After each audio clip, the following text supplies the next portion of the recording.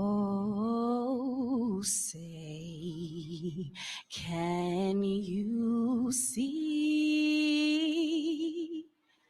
by the dawn's early light what so proudly we held at the twilight's last gleaming, whose broad stripes and bright stars through the perilous fight o'er the ramparts we watched were so gallantly streaming, and the rocket's red glare, the bombs bursting in air, gave proof through the night that our flag was still there. Oh, say, does that star-spangled banner yet wave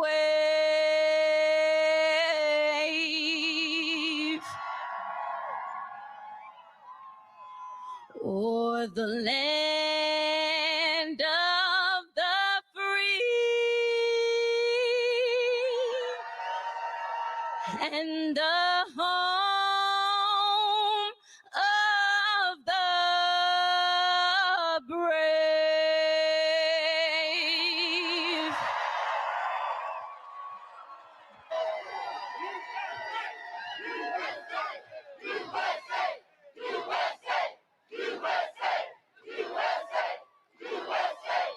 Please welcome Vice President of the United States, Kamala Harris.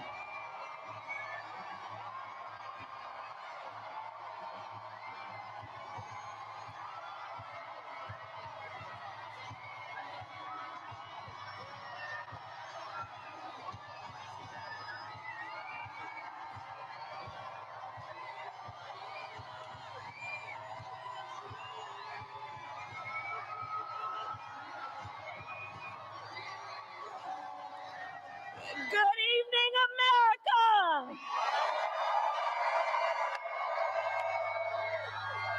Good evening, everyone. Good evening, and thank you for taking the time out of your busy lives.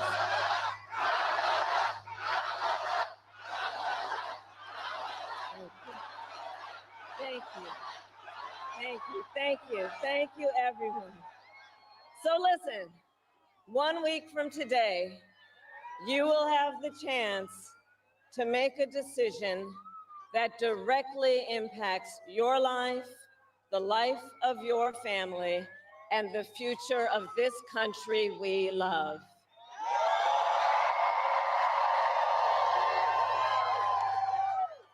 And it will probably be the most important vote you ever cast. And this election is more than just a choice between two parties and two different candidates. It is a choice about whether we have a country rooted in freedom for every American or ruled by chaos and division.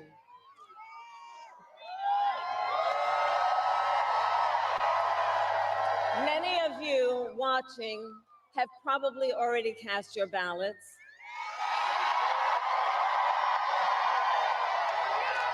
But I know many others are still considering who to vote for, or whether you'll vote at all.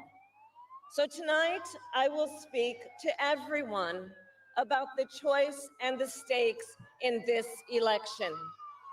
Look, we know who Donald Trump is. He is the person who stood at this very spot nearly 4 years ago and sent an armed mob to the United States Capitol to overturn the will of the people in a free and fair election. An election that he knew he lost.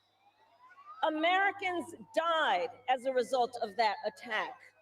140 law enforcement officers were injured because of that attack. And while Donald Trump sat in the White House watching as the violence unfolded on television, he was told by his staff that the mob wanted to kill his own vice president. And Donald Trump responded with 2 words: so what? America, that's who Donald Trump is. And that's who is asking you to give him another 4 years in the Oval Office. Not to focus on your problems, but to focus on his. And Donald Trump has told us his priorities for a second term. He has an enemies list of people he intends to prosecute. He says that one of his highest priorities is to set free the violent extremists who insulted those law enforcement officers on January 6th. Donald Trump intends to use the United States military against American citizens who simply disagree with him. People he calls, quote, the enemy from within. America, this is not a candidate for president who is thinking about how to make your life better. This is someone who is unstable, obsessed with revenge, consumed with grievance, and out for unchecked power. Donald Trump has spent a decade trying to keep the American people divided and afraid of each other. That is who he is. But America, I am here tonight to say that is not who we are. That is not who we are.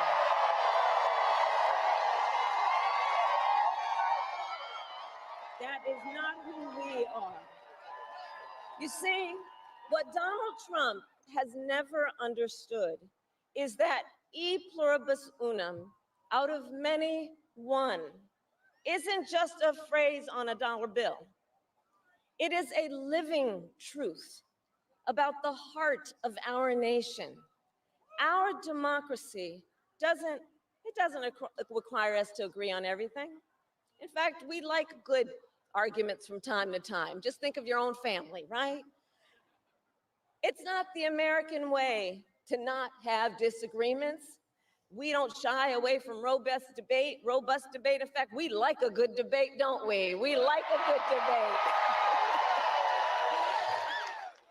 And the fact that someone disagrees with us does not make them the enemy within. They are family, neighbors, classmates, co-workers. They are fellow Americans. And as Americans, we rise and fall together.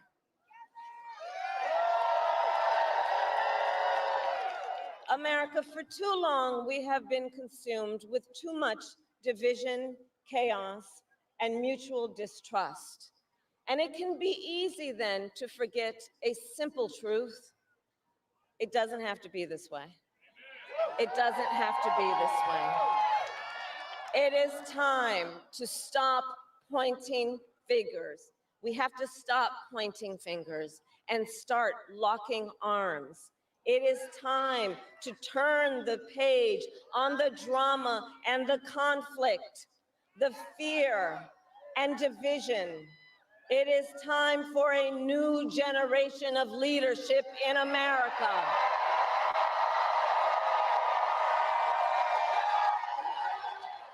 And I am ready to offer that leadership as the next President of the United States of America.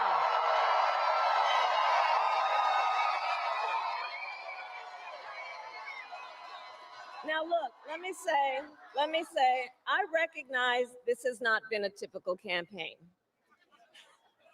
Even though I've had the honor of serving as your vice president for the last 4 years, I know that many of you are still getting to know who I am. Well, let me tell you, I am someone who has spent most of my career outside of Washington, D.C., so I know that not all the good ideas come from here. I am not afraid of tough fights against bad actors and powerful interests, because for decades, as a prosecutor and a top law enforcement officer of our biggest state, I won fights against big banks that ripped off homeowners, against for-profit colleges that scammed veterans and students, against predators who abused women and children, and cartels that trafficked in guns, drugs, and human beings.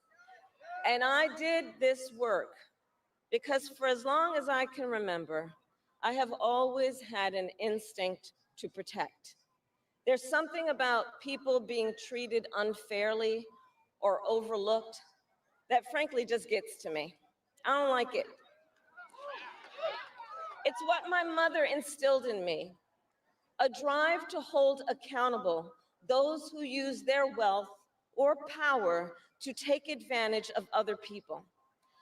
The drive to protect hardworking Americans who aren't always seen or heard and deserve a voice.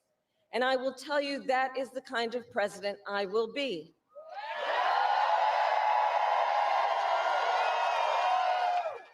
And look, I'll be honest with you, I'm not perfect. I make mistakes, but here's what I promise you. I will always listen to you, even if you don't vote for me. I will always tell you the truth, even if it is difficult to hear. I will work every day to build consensus and reach compromise to get things done. And if you give me the chance to fight on your behalf, there is nothing in the world that will stand in my way.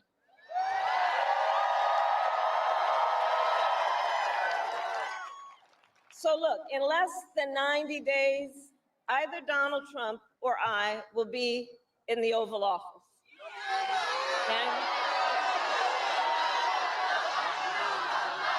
On day one, and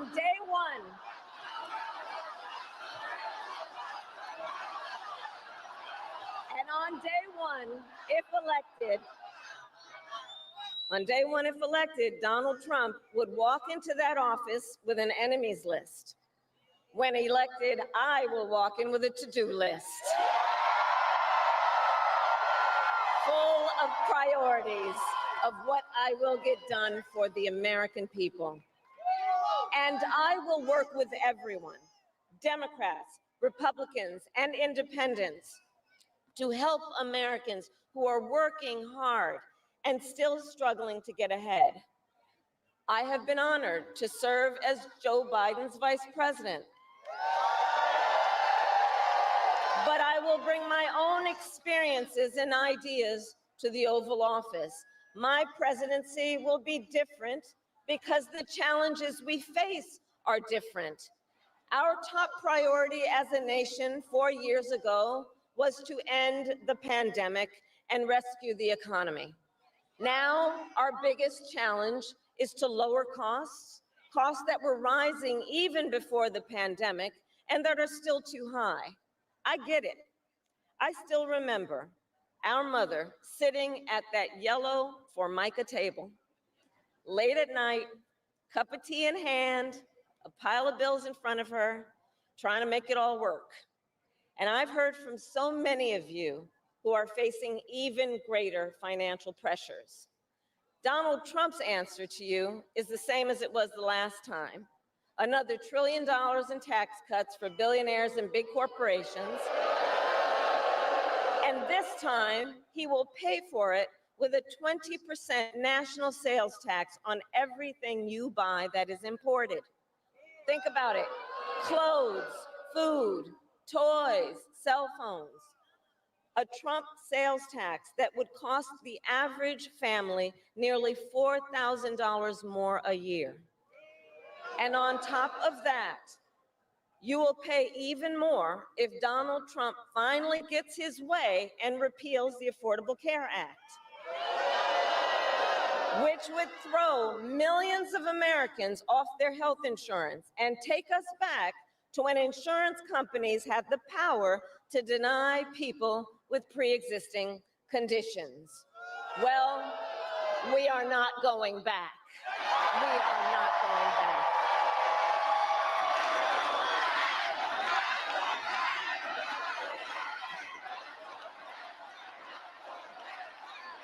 We are not going back because we also know Donald Trump would deliver tax cuts to his billionaire donors. I will deliver tax cuts to working people and the middle class.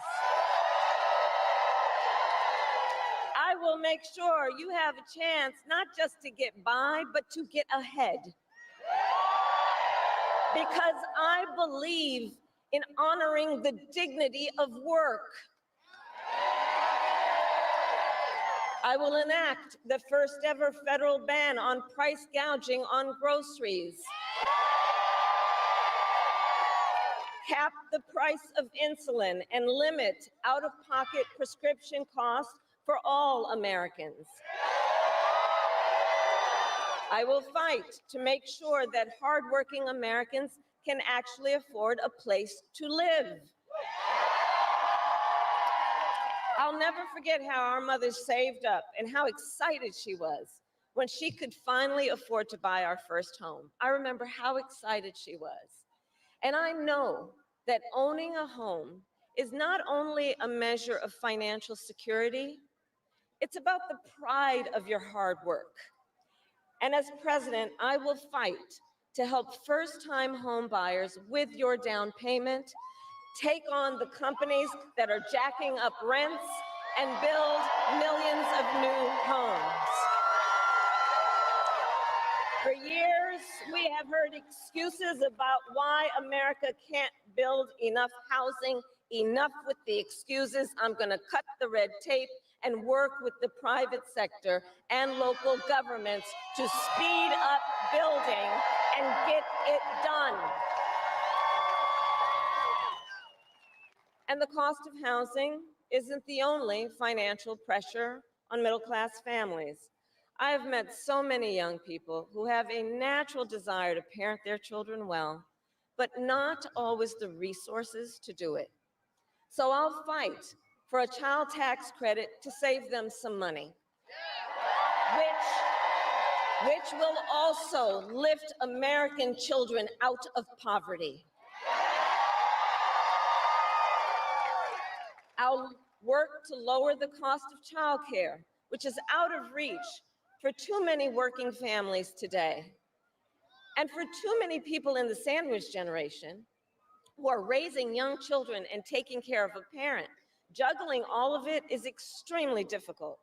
You know, I took care of my mother when she got sick, cooking food that she had a taste for, finding clothes that would not irritate her skin, and understand, as I do, that caregiving is about dignity.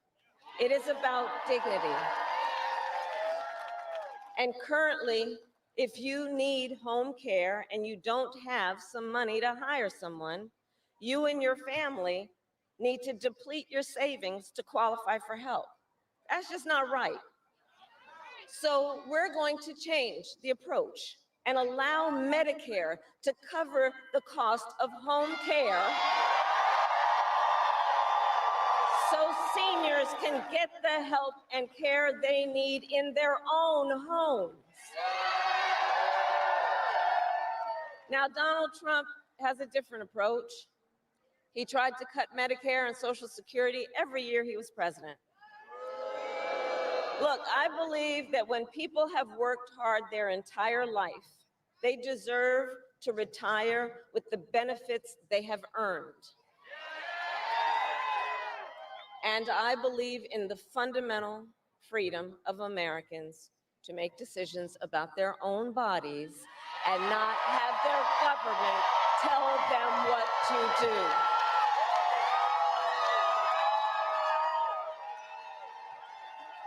I will fight to restore what Donald Trump and his hand-selected Supreme Court justices took away from the women of America.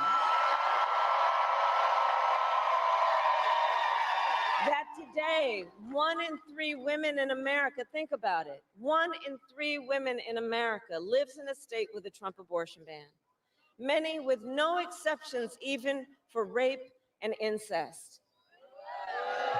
The idea that a woman who survives a crime of a violation to her body should not have the authority to make a decision about what happens to her body next, that is immoral. That is immoral, and Trump's not done. He would ban abortion nationwide, restrict access to birth control and put IVF treatments at risk, and force states to monitor women's pregnancies. Just Google Project 2025 and read the plans for yourself. And look, I think we all know one does not have to abandon their deeply held beliefs to simply agree the government should not be telling her what to do with her body. Not the government. And when Congress passes a bill to restore reproductive freedom nationwide, as President of the United States, I will proudly sign it into law. Proudly.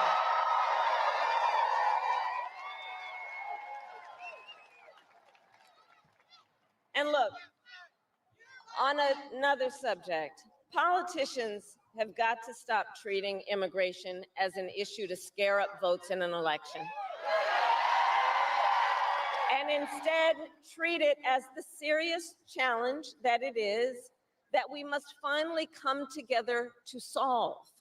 I will work with Democrats and Republicans to sign into law the border security bill that Donald Trump killed.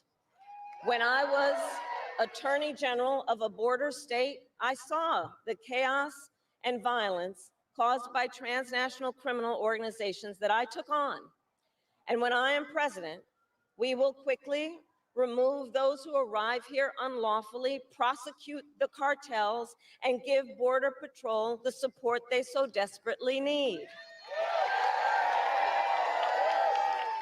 At the same time, we must acknowledge we are a nation of immigrants. And I will work with Congress to pass immigration reform, including an earned path to citizenship for hardworking immigrants like farm workers and our dreamers. As Commander-in-Chief, I will make sure America has the strongest, most lethal fighting force in the world. Donald Trump, on the other hand, has shown his contempt for our nation's heroes, calls them suckers and losers, called a four-star Marine general a, quote, lowlife. I will always honor, never denigrate, the service and sacrifice of our troops and their families, and fulfill our sacred obligation to care for them. I will strengthen, not surrender, America's global leadership.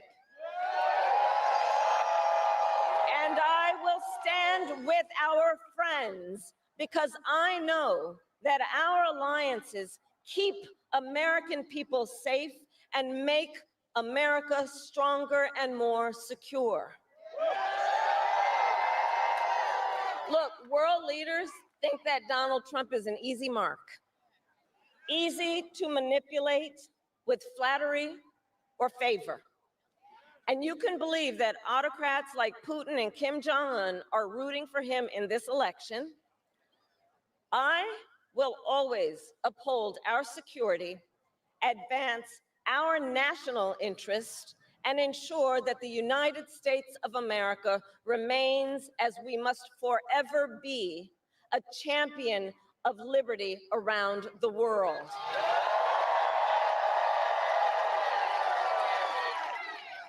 America, we know what Donald Trump has in mind. More chaos, more division, and policies that help those at the very top and hurt everyone else. I offer a different path, and I ask for your vote.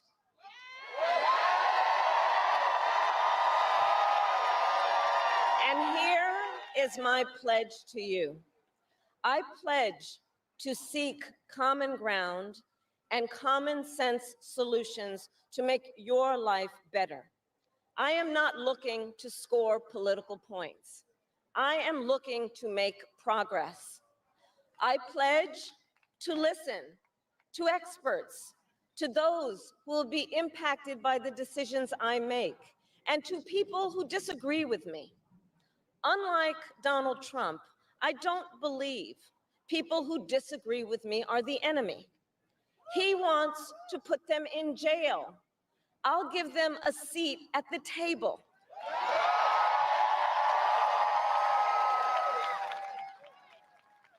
I pledge to you to approach my work with the joy and optimism that comes from making a difference in people's lives.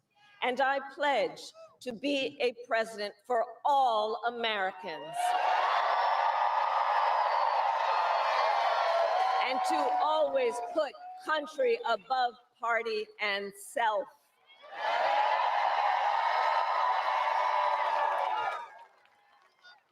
I love our country with all my heart. And I believe in its promise because I've lived it.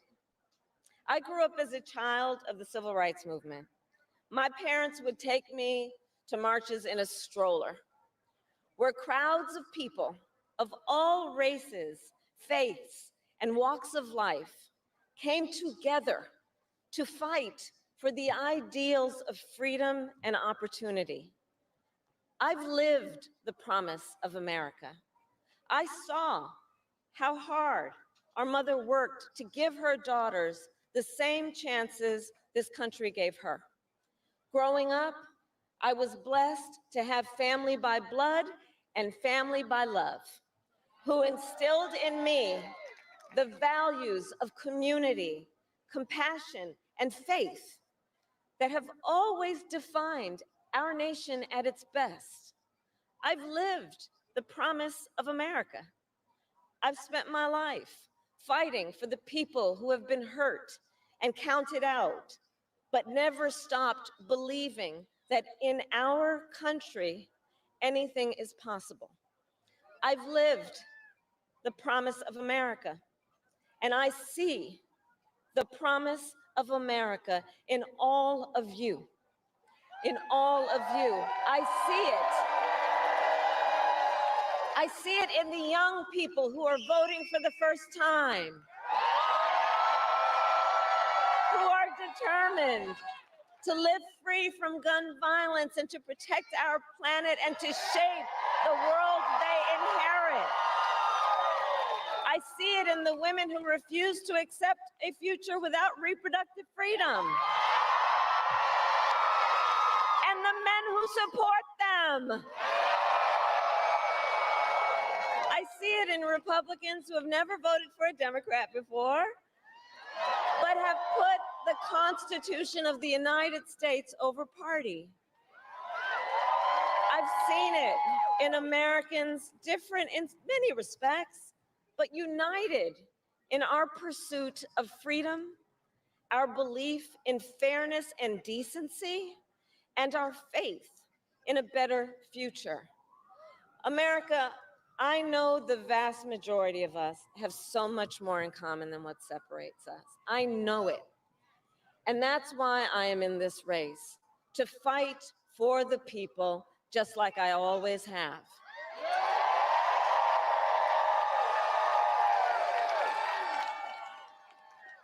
Nearly 250 years ago, America was born when we wrested freedom from a petty tyrant.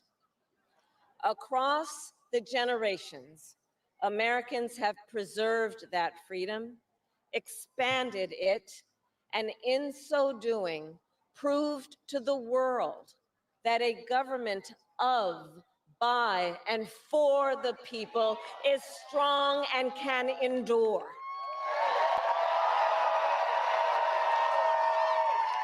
And those who came before us, the patriots at Normandy and Selma, Seneca Falls and Stonewall, on farmlands and factory floors, they did not struggle, sacrifice, and lay down their lives only to see us cede our fundamental freedoms.